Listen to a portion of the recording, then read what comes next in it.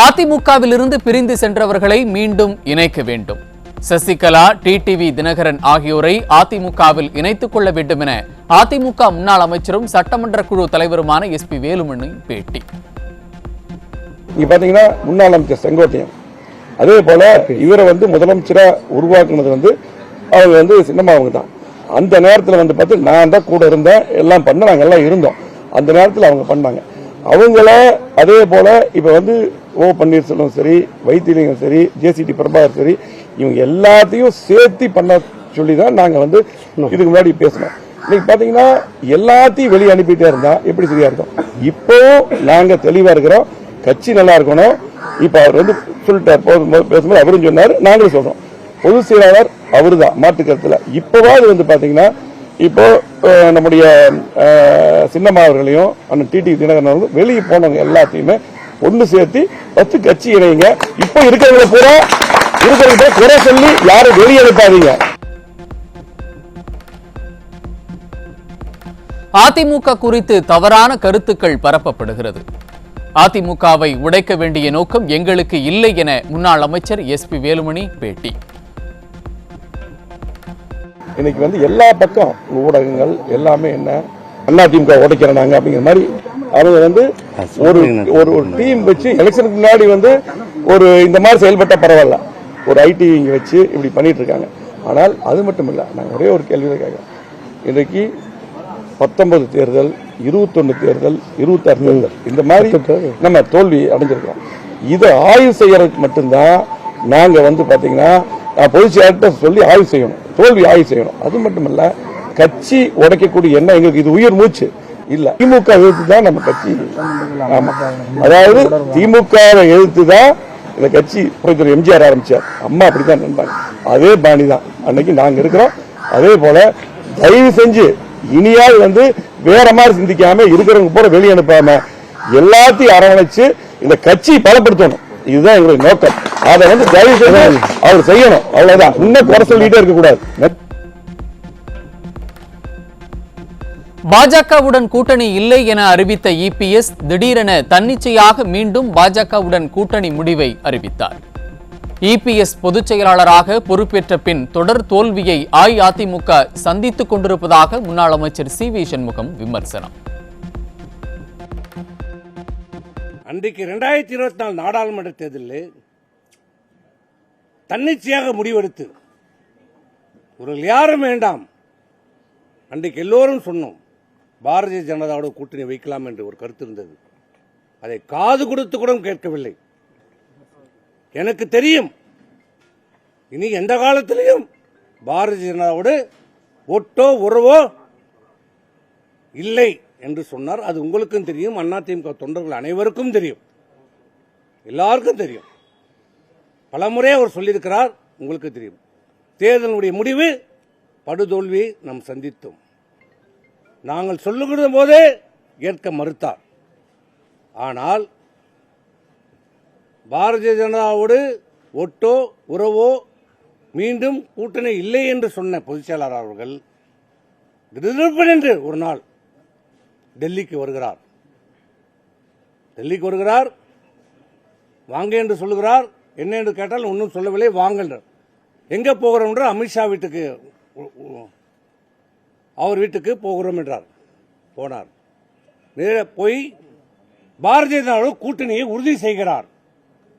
யாரை கேட்டார்? யாரிடம் கலந்தாலோசித்தாரா? தலைமை கழக நிர்வாகிகளோடு கலந்தாலோசித்தாரா? பேசினாரா? ஒரு ஆலோசனை, ஒரு கருத்தையாவது கேட்டாரா? பாரதிய ஜனதாவோடு கூட்டணி இல்லை என்பதை எடுக்கப்பட்ட முடிவு எங்க? செயற்குழு கூட்டத்தில் எடுக்கப்பட்ட முடிவு. அனைத்து இந்திய அண்ணா திராவிட முன்னேற்ற கழக செயற்குழுவிலே எடுக்கப்பட்ட முடிவு பாரதிய ஜனதாவோடு கூட்டணி இல்லை என்பது. ஆனால் தன்னிச்சையாக செயற்குழுவில் எடுக்கப்பட்ட முடிவை தன்னிச்சையாக யாரையும் கலந்தாலோசிக்காமல் என்ன நோக்கத்திற்காகவோ என்ன காரணத்திற்காகவோ தெரியவில்லை. இதுவரை எதிர்க்கட்சி சொன்னார்கள், நாங்கள் உள்ள இருக்கோம், நாங்கள் சொல்ல முடியாது. சரி, ஏதோ வந்தால் திடீரென்று பாரதிய ஜனதாவை நம்ம கூட்டணி வைத்திருக்கிறோம் என்று சொன்னார். இன்று வரை காரணத்தை சொல்லவில்லை. ஏன் கூட்டணி வைத்தீர்கள், எதற்காக வைத்தீர்கள், என்ன காரணம் இன்று வரை சொல்லவில்லை.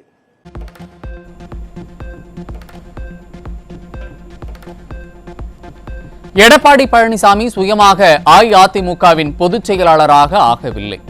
பொதுக்குழு உறுப்பினர்கள் மற்றும் கோடிக்கணக்கான தொண்டர்களாலேயே பொதுச் செயலாளர் பதவிக்கு வந்தார் என முன்னாள் அமைச்சர் சி.வி. சண்முகம் விமர்சனம். அவராக பொதுச் செயலாளர் ஆகிவிட்டாரா? யார் கொண்டாந்தது? யார் உருவாக்கியது? இங்க இருக்கிற பொதுக்குழு உறுப்பினர்கள், தொண்டர்கள் எல்லோரும் ஒற்றுமையாக இருந்து ஒற்றை தலைமை வேண்டும் என்ற நிலைப்பாட்டை நாங்கள் தான் எடுத்தோம். இன்றைய பொதுச் செயலாளர் எடுக்கல. அவருக்கு பயம், அச்சம் இல்லை. இந்த இயக்கம் காப்பாற்றப்பட வேண்டும் என்றால், வேகமாக செயல்பட வேண்டும் என்றால் ஒற்றை தலைமை அவசியம் என்று நாங்கள் தான் எடுத்தோம். அவர் சொல்லல, போய் சொன்னோம். இன்னைக்கு அந்த அதுக்கான பாவத்தை நாங்கள் அனுபவித்துக் கொண்டிருக்கிறோம். தண்டனையை நாங்கள் அனுபவித்துக் கொண்டிருக்கிறோம். சொன்னோம், இல்ல இல்ல இது பிரச்சனை ஆயிடும், கட்சி உடைஞ்சிடும், அங்க போயிடும், கேஸ் ஆகும். அதான் ஆமா, ஒற்றை தலைமை முக்கியம். விரைந்து முடிவெடுக்க வேண்டும், வேகமாக செயல்பட வேண்டும் என்றால் ஒற்றை தலைமை தேவை என்று சொல்லி வழக்கு வரும், தேர்தல் ஆணையம் சொல்லும். இது எல்லாம் நாம் பார்த்துக்கொள்ளலாம். ஓராண்டு காலமாகும். இது எல்லாம் முடித்துவிட்டு, சரியாக ஓராண்டு காலத்தில் முடித்துவிட்டு நாம் எல்லாத்தையும் பார்த்து இந்த அனைத்து இந்திய அண்ணா திராவிட முன்னேற்றத்தை காப்பாற்றலாம். அதே போன்று ஓராண்டு காலத்திலே இந்த அனைத்து பிரச்சனையும் தீர்த்து வைத்து இன்றைக்கு பொதுச் செயலாளராக உருவாக்கி வைத்தது இங்கே நின்று கொண்டிருக்கின்ற பொதுக்குழு உறுப்பினர்கள்.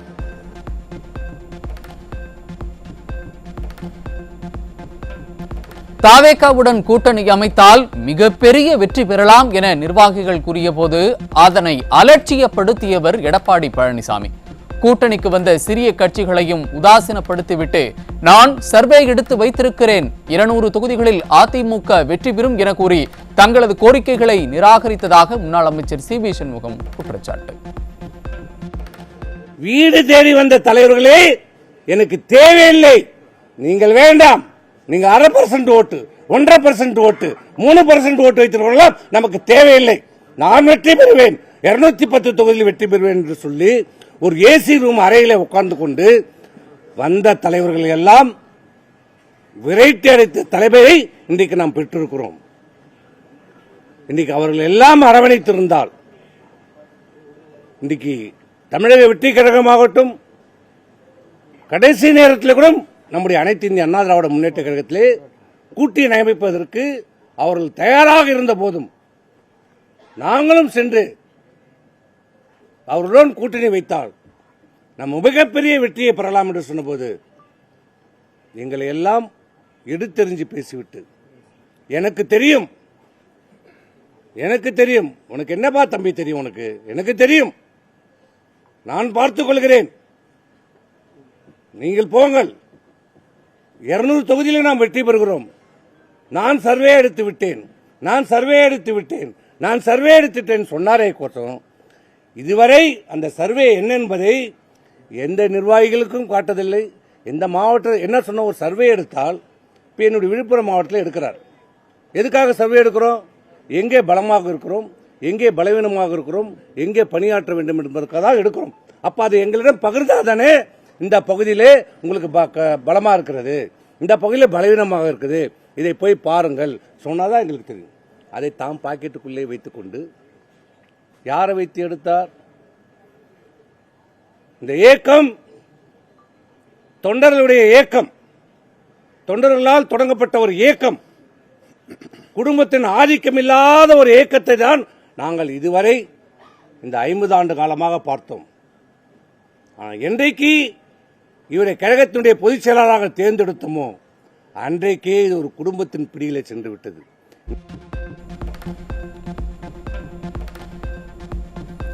தேமுதிகவிற்கு ராஜ்யசபா சீட் கொடுப்பதாக சொல்லிவிட்டு கொடுக்கவில்லை என்றும், தேமுதிக சட்டமன்ற தேர்தலில் கூட்டணிக்காக முயற்சித்தும் இபிஎஸ் உதாசீனப்படுத்தினார். ஒற்றை தலைமை வேண்டும் என கேட்டது நாங்கள்தான், அதற்கான பலனை அனுபவிக்கிறோம் என்றும் முன்னாள் அமைச்சர் சி.வி. சண்முகம் வேதனை. சட்டமன்ற தேர்தலிலாவது முறையாக கூட்டணி வையுங்கள் என்று நாங்கள் பலமுறை வற்புறுத்தினோம்.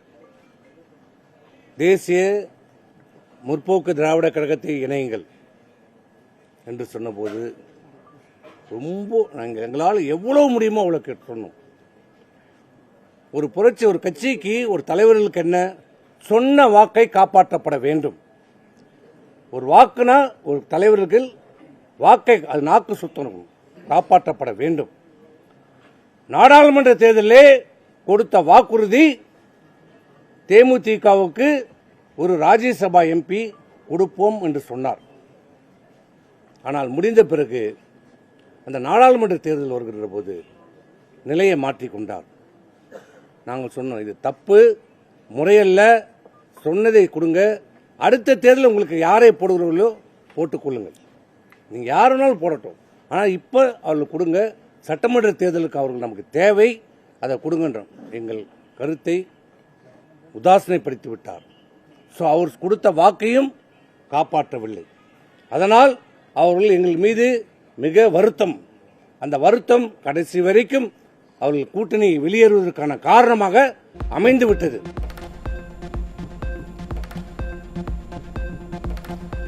அனைத்து சிக்கல்களையும் தீர்த்து பொதுச் செயலாளரை உருவாக்கியது அதிமுக தொண்டர்கள்தான்.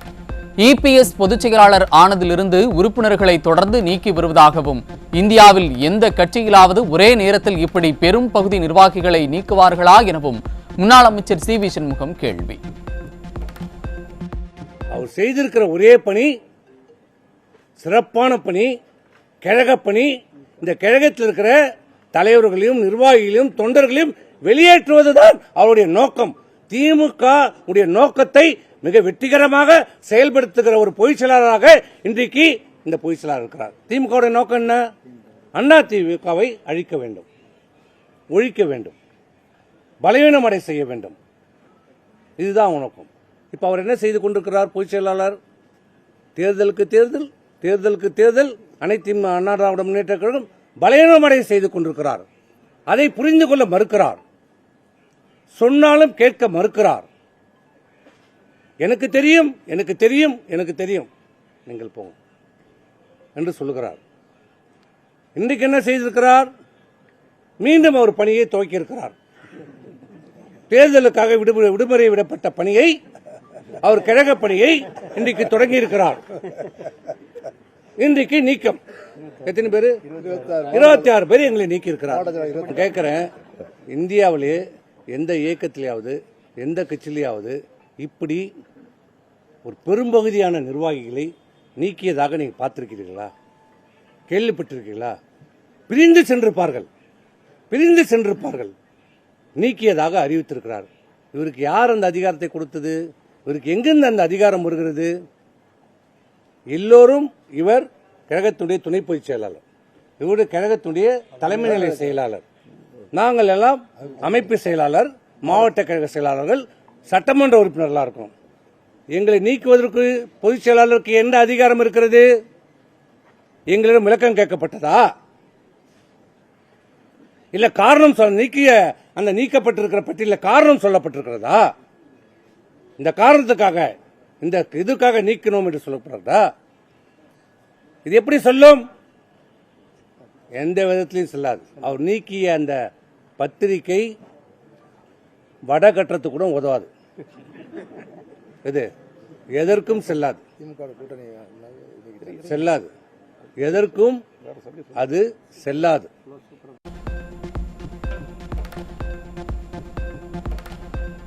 ஸ்டாலின் உதயநிதி ஆதரவோடு முதலமைச்சராக முயற்சி செய்தார் இபிஎஸ். இது கட்சியின் அடிப்படை கொள்கைகளுக்கு எதிரான செயல் என முன்னாள் அமைச்சர் சி வி சண்முகம் கடும் சாடல். யாரை எதிர்த்து நாங்கள் போராடினோமோ, யாரை எதிர்த்து நாங்கள் அரசியல் செய்தோமோ, இன்றைக்கு நீங்கள் பதவி சுகம் அனைத்திருக்கிறீர்களே, சட்டமன்ற உறுப்பினராக, நாடாளுமன்ற உறுப்பினராக, அமைச்சர்களாக, பொதுச் செயலாளராக, முதலமைச்சராக இருந்தால் அதுக்கு யார் காரணம்? யாரை எதிர்த்து நீங்கள் அமைச்சரானீர்கள், சட்டமன்ற உறுப்பினர் ஆனீர்கள்? யாரை எதிர்த்து நீங்கள் முதலமைச்சர் ஆனீர்கள்? யாரை எதிர்த்து உங்களுக்காக பொதுச் செயலாளர் பதவி கொடுக்கப்பட்டது? திமுக அப்புறப்படுத்தப்பட வேண்டும் என்ற ஒரே எண்ணம் கோடான கோடி அனைத்து இந்திய அண்ணா திராவிட முன்னேற்ற தொண்டனுடைய பிரதிபலிப்பாக தான் உங்களை உட்கார வச்சிருக்கிறோம். அப்படிப்பட்ட அந்த அடிப்படை கொள்கை திமுகவோட எதிர்ப்பிலே பிறந்தவர்கள் தான். இந்த நெருப்பில் பிறந்தவங்க சொன்ன பாரு, அதே மாதிரி திமுக எதிர்ப்பில் பிறந்த வளர்ந்து உயிரை விடுகிறவர்கள் தான் அனைத்து இந்திய அண்ணா திராவிட முன்னேற்ற கழக தொண்டை. சாகின்ற வரை அவனுடைய ஒரே எதிர்ப்பு திமுக எதிர்ப்பு. அப்படிப்பட்ட திமுகவோடு சேர்ந்து திமுகவுடைய ஆதரவை பெற்றுக்கொண்டு தேர்தலில் படுதோல்வி அடைந்த பொதுச் செயலாளர்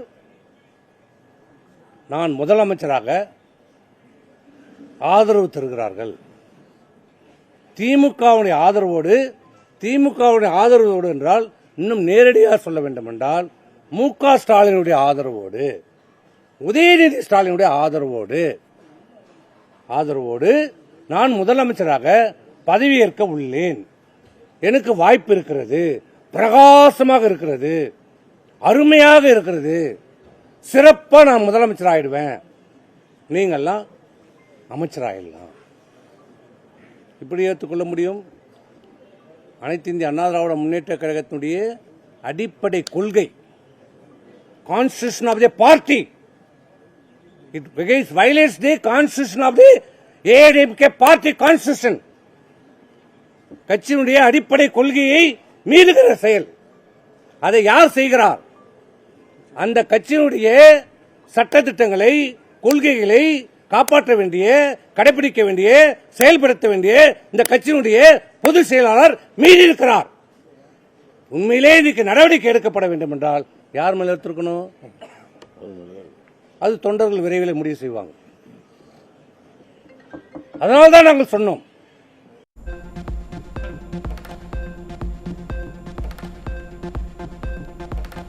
கட்சியை துண்டாட வேண்டும் என்று நாங்கள் நினைக்காத நிலையில் எடப்பாடி கே. பழனிசாமி தான் தனது எண்ணத்தை மாற்றிக்கொள்ள வேண்டும். தற்போதும் அரவணைத்து செல்லும் நிலைக்கு எடப்பாடி கே. பழனிசாமி வருவாரானால் நாங்களும் இணைந்து பணியாற்ற தயாராக இருப்பதாக முன்னாள் அமைச்சர் நத்தம் விஸ்வநாதன் அறிவிப்பு. நாங்கள் எப்போதுமே கட்சி துண்டாடணும்னு நினைக்கல, கட்சி உடையணும்னு நினைக்கல, கட்சி நல்லா இருக்கணும்னு அந்த எப்போதுமே நினைக்கிறாங்க. அது அவருடைய மன்னன் எண்ணம் தான். அவர் மாற்றிக்கணும் தன்னுடைய நடைமுறையை, தன்னுடைய ஃபங்க்ஷன் ஆஃப் ஸ்டைல் அதை மாற்றிக்கணும். அவருடைய நடைமுறையை மாற்றிக்கிட்டு இன்னும் அரவணைச்சு போனால் நாங்களும் எல்லாரும் இணைந்து பணியாற்றுவதற்கு தயாராக இருக்கிறோம், இல்லைன்னு சொல்லவில்லை. ஆனால் அவர் அந்த அளவிற்கு மனத்தன்னை மாற்றிக்கொள்ள வேண்டும். எல்லோரும் இந்த கட்சி வழி நடத்துவதற்கு, தலைமை நடத்துவதற்கு உள்ள தன்னை தகுதியானவராக ஆக்கிக் கொள்ள வேண்டும்.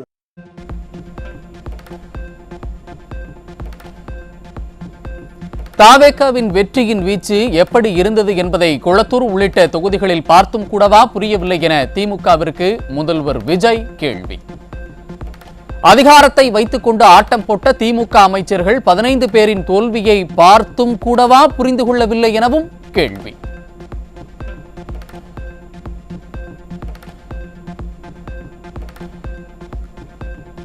சட்டமன்ற உறுப்பினர்களில் சிலர் பாஜகவிற்கும் தங்களுக்கும் எந்த தொடர்பும் இல்லை என்று அறிவித்துவிட்டே நமது அரசை ஆதரித்து வாக்களித்தார்கள். திமுகவின் அவதூறு கண்களுக்கு வேண்டுமெனில் அது தெரியாமல் போகலாம், ஆனால் மக்கள் நமது தூய எண்ணத்தை உணர்ந்தே இருக்கின்றனர் என முதல்வர் ஜோசப் விஜய் அறிக்கை.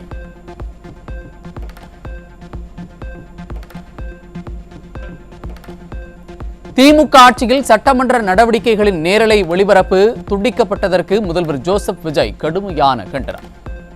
தனது ஆட்சியில் அவை நடவடிக்கைகளை முழுமையாக நாட்டு மக்கள் பார்க்க தொடர்ந்து நேரலை ஒளிபரப்பு செய்யப்படும் என உறுதியளித்த முதலமைச்சர் இது ஜனநாயகத்தை பலப்படுத்தும் நடவடிக்கை எனவும் கருத்து.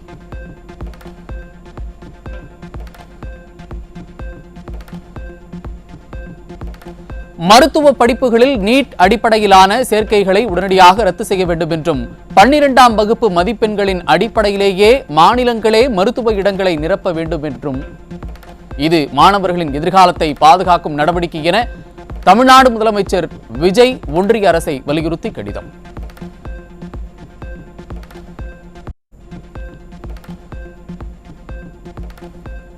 சட்டப்பேரவையில் நடந்த நம்பிக்கை வாக்கெடுப்பில் பெரும்பான்மையை நிரூபித்தது தாவேகா அரசு. மொத்தம் 144 எம்எல்ஏக்களின் ஆதரவை பெற்று வெற்றி பெற்றார் முதலமைச்சர் ஜோசப் விஜய்.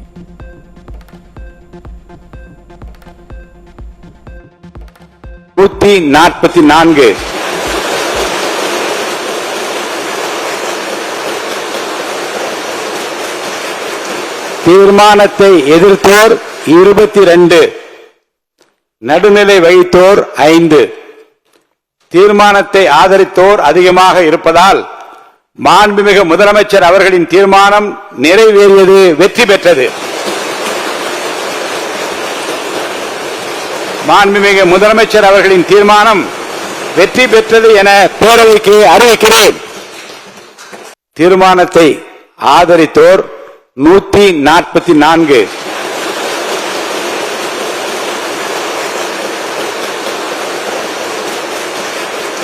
தீர்மானத்தை எதிர்த்தோர் 22, நடுநிலை வகித்தோர் 5, தீர்மானத்தை ஆதரித்தோர் அதிகமாக இருப்பதால் மாண்புமிகு முதலமைச்சர் அவர்களின் தீர்மானம் நிறைவேறியது, வெற்றி பெற்றது. மாண்புமிகு முதலமைச்சர் அவர்களின் தீர்மானம் வெற்றி பெற்றது என பேரவைக்கு அறிவிக்கிறேன். தீர்மானத்தை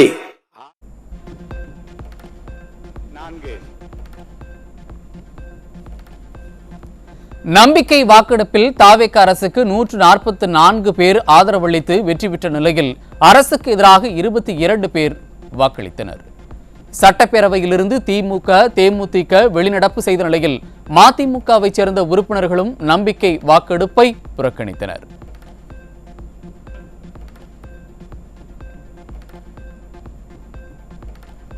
சட்டப்பேரவையில் தாவேக அரசு மீது நடைபெற்ற நம்பிக்கை வாக்கெடுப்பில் அஇஅதிமுக ஆதரவு. மக்களின் ஆதரவை பெற்று பெரும்பான்மையுடன் வெற்றி பெற்ற தாவேக அரசை ஆதரித்துள்ளதாக அஇஅதிமுக சட்டமன்ற குழு தலைவர் எஸ்பி வேலுமணி சட்டப்பேரவையில் விளக்கம்.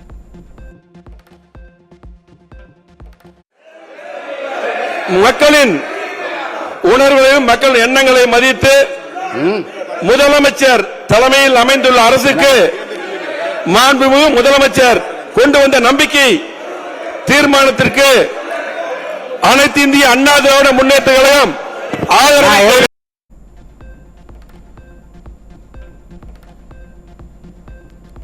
சட்டமன்ற தேர்தலில் வாக்களித்த தமிழ்நாட்டு மக்களுக்கு நன்றி.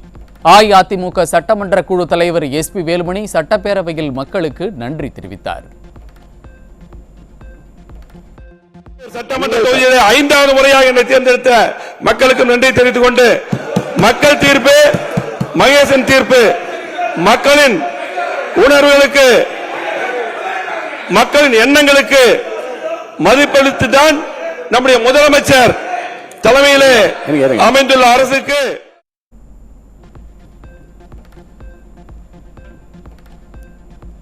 அஇஅதிமுகவில் யாரும் பதவிக்கு ஆசைப்பட்டது கிடையாது என சட்டமன்ற குழு தலைவர் எஸ்பி வேலுமணி பேச்சு. தாவேக அரசுக்கு அஇஅதிமுக ஆதரவு தெரிவித்தது குறித்தும் சட்டப்பேரவையில் விளக்கம். அம்மா அரசின் கொண்டு வந்த திட்டங்களை மாண்புமிகு முதலமைச்சர் அவர்கள் செயல்படுத்த வேண்டும். அம்மா அவர்கள் கொண்டு வந்த 100 யூனிட் இலவச மின்சாரத்தை 200 யூனிட்டாக கொண்டு வந்த முதலமைச்சருக்கு நன்றி. அதே பல்வேறு திட்டங்களை அம்மா அவர்கள் கொண்டு வந்தார்கள். ஆகவே கண்டிப்பாக நிறைவேற்ற வேண்டும். இன்றைக்கு மக்கள் தீர்ப்பளித்து இன்றைக்கு முதலமைச்சருக்கு வாக்களித்துள்ளார்கள். அதற்கு நாங்கள் ஆதரவு அளிக்கிறோம் அதிமுக சார்பாக. அதே போல நாங்கள் யாரும் பதவிக்கு ஆசைப்படுவது கிடையாது, பதவிக்காக ஆசைப்பட்டு கிடையாது. மக்கள் தீர்ப்பை மதித்து மக்கள் முதலமைச்சராக வர வேண்டும் என்று எனக்கு ஆதரவு அளித்தார்கள். 54 ஆண்டுகள் பொன்விழா கண்ட கட்சி அதிமுக, 31வது ஆளுங்கட்சியா இருந்திருக்கிறோம். திமுகவை எதிர்த்து தான் நாங்க அரசியல் பண்ணிருக்கிறோம். அந்த அடிப்படையில் இன்னைக்கு பாத்தீங்கன்னா முதலமைச்சருக்கு இன்றைக்கு மக்கள் வாய்ப்பளித்திருக்காங்க, ஆதரவு அளித்திருக்காங்க. பெரும்பான்மையா ஆதரவு அளித்து நாங்கள் மதிப்பளித்து இன்றைக்கு அதிமுக அவர்கள் முதலமைச்சர் கொண்ட தீர்மானத்தை ஆதரவளித்து அமர்வே. நன்றி, வணக்கம். நம்பிக்கை வாக்கெடுப்பில் வெற்றி பெற்றதை தொடர்ந்து தமிழ்நாடு முதலமைச்சர் ஜோசப் விஜய்க்கு சட்டமன்ற குழு தலைவர் எஸ்பி வேலுமணி தலைமையில் அஇஅதிமுக எம்எல்ஏக்கள் நேரில் வாழ்த்து. அஇஅதிமுக சட்டமன்ற குழு துணைத் தலைவர் சி.வி. சண்முகம், கொறடா டாக்டர் சி விஜயபாஸ்கர் உள்ளிட்ட தாவேகாவிற்கு ஆதரவு தெரிவித்த அஇஅதிமுக எம்எல்ஏக்கள் சட்டப்பேரவைக்குள் முதலமைச்சருக்கு வாழ்த்து தெரிவித்தனர்.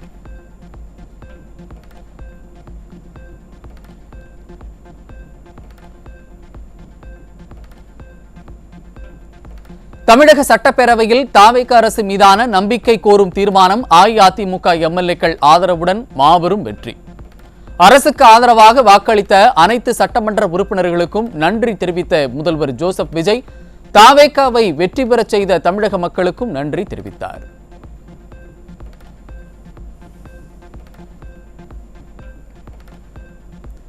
உளவுத்துறை ஐஜியாக அஸ்ரா கார்க் நியமனம் செய்து தமிழ்நாடு அரசு உத்தரவிட்டுள்ளது. உளவுத்துறை ஐஜியாக இருந்த அவினாஷ் குமார் பணியிட மாற்றம் செய்யப்பட்டுள்ளார்.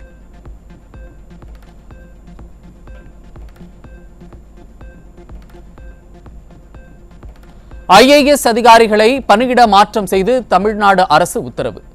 தொழில் முதலீட்டு கழக மேலாண் இயக்குநராக உதயச்சந்திரன் ஐஏஎஸ், சமூக நலம் மகளிர் நலத்துறை செயலாளராக மரியம் பல்லவி பால்தேவ் ஐஏஎஸ், சுகாதாரம் குடும்ப நலத்துறை செயலாளராக தாரேஸ் அகமது, கால்நடத்துறை முதன்மை செயலாளராக அனு ஜார்ஜ் ஐஏஎஸ் ஆகியோரை நியமித்து அரசாணை.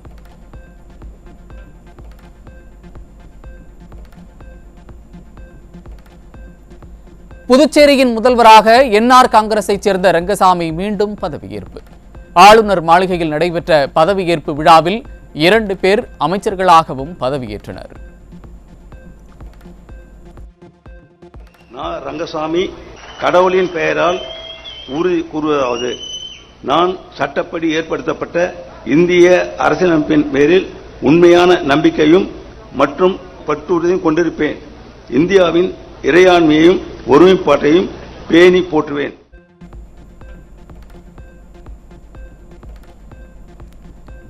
திருவாரூர் பழைய பேருந்து நிலையம், ரயில் நிலையம், காய்கறி சந்தை, கல்வி நிலையங்கள், வழிபாட்டு தலங்கள் அருகில் இருக்கின்ற டாஸ்மாக் கடைகள் முதல்வரின் உத்தரவுப்படி அகற்றம்.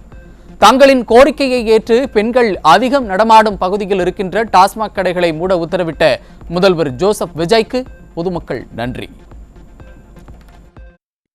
எங்கெல்லாம் உங்களுக்கு கோயில்கள் இருக்கிறதோ, பள்ளிக்கூடங்கள் இருக்கிறதோ, பேருந்து நிறுத்தங்கள் இருக்கிறதோ, அந்த போன்ற இடங்களில் நீங்க டாஸ்மாக் மதுபான கடை இருக்கக்கூடாது என்று புதிய முதல்வர் உத்தரவிட்டிருக்கிறார். அந்த உத்தரவின்படி திருவாரூர் மாவட்ட ஆட்சியர்களிடம் நேற்று ஒரு மனு அளித்திருக்கிறோம்.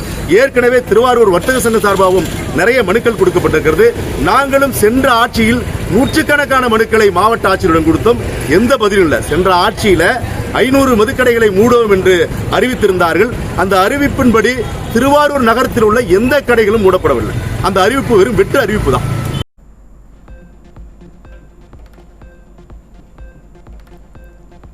திண்டுக்கல்லில் வீட்டின் பூட்டை உடைத்து செல்போன் கொள்ளையனை பிடித்த காவல்துறை 125 கிராம் தங்கம், வெள்ளி, 2,30,000 ரூபாய் கார் ஆகியவற்றை பறிமுதல் செய்தது. சென்னையிலிருந்து வாகனங்களை வாடகைக்கு எடுத்து போலி நம்பர் பிளேட் பொருத்தி பல்வேறு இடங்களில் கொள்ளையடிப்பதை வாடிக்கையாக கொண்ட மேலும் 2 வலை.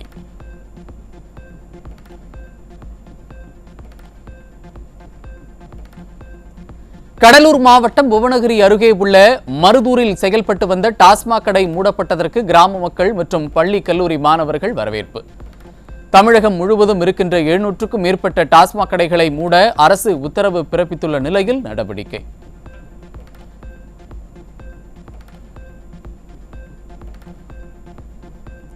நாடு முழுவதும் இந்த ஆண்டு 17,68,968 பேர் சிபிஎஸ்இ 12ஆம் வகுப்பு பொதுத் தேர்வை எழுதிய நிலையில் அதில் 15,07,109 பேர் தேர்ச்சி. தேர்வில் 85.20% பேர் தேர்ச்சி பெற்றிருக்கும் நிலையில் கடந்த ஆண்டை விட 3.19% தேர்ச்சி சதவீதம் குறைந்தது குறித்து மத்திய கல்வித்துறை அதிகாரிகள் தீவிர ஆய்வு.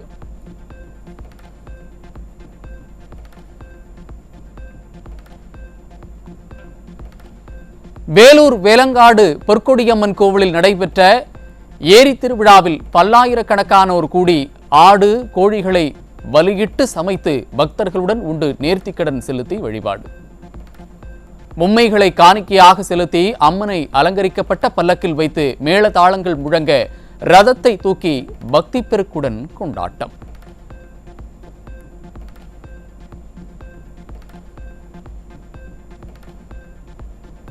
தமிழகத்தில் அரசு கலை மற்றும் அறிவியல் கல்லூரிகளில் இளநிலை பட்டப்படிப்பு சேர்க்கைக்கான விண்ணப்பங்களை பதிவு செய்ய மே 29ஆம் தேதி கடைசி நாள் என கல்லூரி கல்வி இயக்ககம் அறிவிப்பு. இணையதளம் வாயிலாகவும் கல்லூரி சேர்க்கை உதவி மையங்கள் மூலமும் விண்ணப்பிக்கலாம் எனவும் அறிவிப்பு.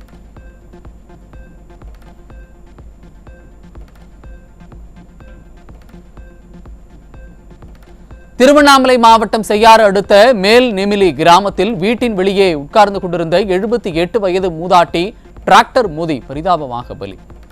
டிராக்டர் ஓட்டுநர் தப்பி ஓடிய நிலையில் வழக்கு பதிவு செய்த காவல்துறை விபத்திற்கான காரணம் குறித்து தீவிர விசாரணை.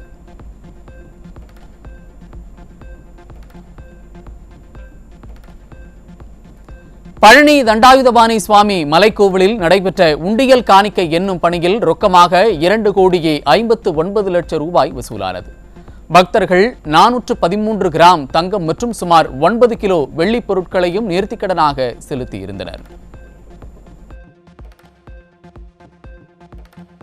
நாமக்கல் மாவட்டத்தில் நாமக்கல் நகரில் 2, மோகனூர், ராசிபுரம், திருச்செங்கோட்டில் தலா 1 என முதற்கட்டமாக 5 டாஸ்மாக் கடைகள் மூடப்பட்ட நிலையில் மாவட்டம் முழுவதும் 20 கடைகளை மூட திட்டம்.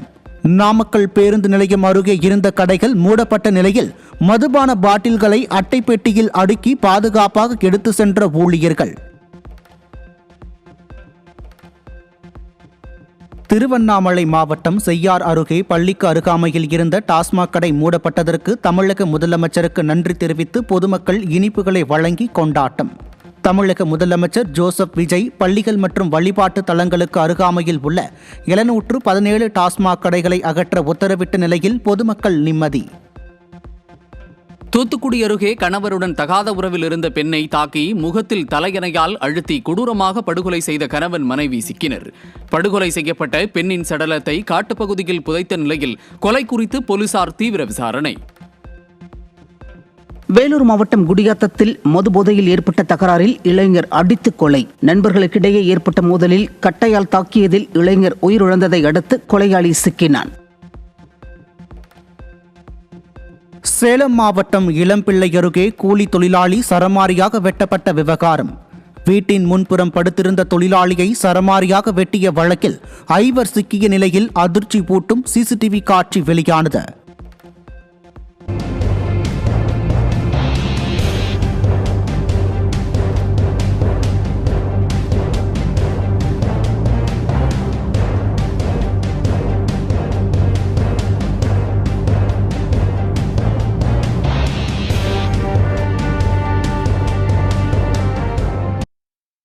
ஈரோடு மாவட்டம் கோபிச்செட்டிப்பாளையத்தில் மது போதையில் தாக்கிய கணவரை தூங்கிக் கொண்டிருந்த போது அரிவாளால் சரமாரியாக வெட்டி கொலை செய்த மனைவி கைது. நாள்தோறும் மது போதையில் கணவர் தகராறு செய்து வந்த நிலையில் காதல் திருமணம் கசந்து மனைவி வெறிச்செயல். திருவள்ளூர் மாவட்டம் பொன்னேரி அடுத்த வன்னிப்பாக்கம் கிராமத்தில் கொத்தடிமைகளாக பணியாற்றி வந்த குழந்தைகள் உட்பட 46 பேர் மீட்பு.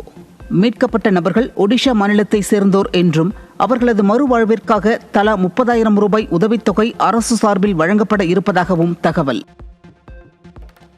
திருப்பத்தூர் மாவட்டம் ஆம்பூர் அருகே தேசிய நெடுஞ்சாலை பகுதியில் தொடர் செல்போன் திருட்டில் ஈடுபட்டு வந்த 2 சிறுவர்கள் உட்பட 7 பேர் சிக்கினர். காவல்துறையினர் முறையான ரோந்து பணியில் ஈடுபட்டு குற்ற சம்பவங்களின் எண்ணிக்கையை குறைக்க வேண்டுமென மக்கள் கோரிக்கை. தமிழகத்தில் வெற்றிலை சாகுபடி பரப்பு குறைந்து வருவதால் விவசாயிகள் கவலை. வெற்றிலை மிட்டாய், ஜூஸ் மற்றும் மருந்து பொருட்கள் போன்ற மதிப்பு கூட்டல் தயாரிப்புகளை ஊக்குவிக்க தமிழக அரசு முன்வர வேண்டுமென வெற்றிலை விவசாய உற்பத்தியாளர்கள் கோரிக்கை. சென்னையை அடுத்த பூந்தமல்லி மேம்பாலத்தில் அரசு விரைவு பேருந்து பழுதாகி நின்றதால் கடும் போக்குவரத்து நெரிசல். நெரிசலில் சிக்கிய வாகனங்களால் வேலைக்கு செல்பவர்கள், அவசர தேவைக்கு செல்பவர்கள் என பலதரப்பட்ட மக்கள் பெரும் அவதி. கர்நாடக மாநிலம் கிருஷ்ணராஜபுரம் ரயில் நிலைய பகுதியில் பராமரிப்பு பணி நடைபெறுவதால் கன்னியாகுமரி, பெங்களூரு இடையிலான ரயில் சேவையில் மாற்றம் செய்தது தெற்கு ரயில்வே. கன்னியாகுமரியிலிருந்து வரும் ஜூன் மாதம் 7ஆம் தேதி காலை 10 மணி 10 நிமிடங்களுக்கு புறப்படும் ரயில் 1 மணி நேரம் 10 நிமிடங்கள் தாமதமாக பெங்களூரு சென்றடையும் என அறிவிப்பு. சென்னையில் 2ஆம் கட்டமாக 500 குளிர்சாதன மற்றும் 250 சாதாரண மின்சார பேருந்துகள் இயக்கப்பட உள்ளதாக தகவல். அடுத்த ஆண்டு இறுதிக்குள் மொத்தமாக 750 பேருந்துகளும் பயன்பாட்டிற்கு வரும் என எதிர்பார்ப்பு. சென்னை பெரம்பூரில் ஏற்பட்ட சிக்னல் கோளாறு காரணமாக திருவள்ளூர் சென்னை சென்ட்ரல் இடையேயான புறநகர் ரயில் சேவை பாதிப்பு.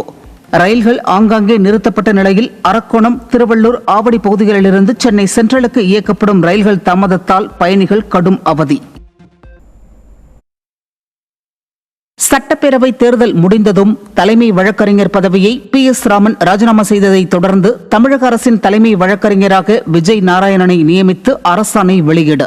கடந்த 2017 முதல் 2021 ஆண்டு வரை அதிமுக அரசின் தலைமை வழக்கறிஞராக பதவி வகித்தவர் விஜய் நாராயணன். திருச்சி மாவட்டம் ஸ்ரீரங்கம் அரங்கநாதர் சுவாமி திருக்கோவிலில் கோலாகலமாக நடைபெற்ற சித்திரை தேரோட்டம். ரெங்கா ரெங்கா கோவிந்தா கோவிந்தா என பக்தி முழக்கத்துடன் தேரை வடம் பிடித்து இழுத்த பக்தர்கள். கடலூர், மயிலாடுதுறை, நாகை, திருவாரூர், தஞ்சை, புதுக்கோட்டை மற்றும் ராமநாதபுரம் ஆகிய 7 மாவட்டங்களிலும் காரைக்கால் பகுதியிலும் இடியுடன் கூடிய கனமழை பெய்யக்கூடும். இந்திய வானிலை ஆய்வு மையம் எச்சரிக்கை. சிபிஐ இயக்குநராக உள்ள பிரவீன் சூடின் பதவிக்காலத்தை ஓராண்டுக்கு நீட்டிக்க பிரதமர் மோடி, தலைமை நீதிபதி சூரியகாந்த், மக்களவை எதிர்க்கட்சித் தலைவர் ராகுல் காந்தி ஆகியோர் தலைமையிலான தேர்வுக்குழு முடிவு. தற்போது வழங்கப்பட்ட 2வது பதவி நீட்டிப்பின்படி நடப்பு ஆண்டில் மே மாதம் 24ஆம் தேதி வரை பிரவீன் சூட் சிபிஐ இயக்குநராக பதவி வகிப்பார் என்று மத்திய அதிகாரிகள் அமைச்சகம் வெளியிட்ட உத்தரவில் தெரிவிப்பு. கர்நாடகாவில் புதிய வழிகாட்டுதல்களின்படி பள்ளி மற்றும் கல்லூரிகளில் பரிந்துரைக்கப்பட்ட சீருடைகளுடன் வரையறுக்கப்பட்ட மதம் சார்ந்த சின்னங்கள் மற்றும் ஹிஜாப் உடை அணிய அனுமதி. கடந்த 2022ஆம் ஆண்டு பிப்ரவரியில் பள்ளி சீருடைகள் தொடர்பாக கர்நாடகாவில் பிறப்பிக்கப்பட்டிருந்த உத்தரவு திரும்ப பெறப்பெற்றது. AI மற்றும் ஸ்மார்ட் கண்ணாடிகளின் விற்பனையில் 80%த்திற்கும் அதிகமாக மெட்டா நிறுவனத்தின் பங்களிப்பு உள்ளதாக தகவல். இந்த கண்ணாடிகளில் உள்ள சிறிய ரக கேமராக்கள், ஸ்பீக்கர்கள் உள்ளிட்டவை தனிநபர் ரகசியங்கள் குறித்த அச்சத்தையும் வாடிக்கையாளர்களிடையே எழுப்பியுள்ளது. அமெரிக்கா, ஈரான் இடையிலான போர் பதற்றத்தால் இந்திய பங்குச்சந்தை சென்செக்ஸ் 1456 புள்ளிகள் சரிந்து வீழ்ச்சி. முதலீட்டாளர்களுக்கு ஒரே நாளில் 10 லட்சம் கோடி ரூபாய் இழப்பு ஏற்பட்டுள்ளதாக தகவல்.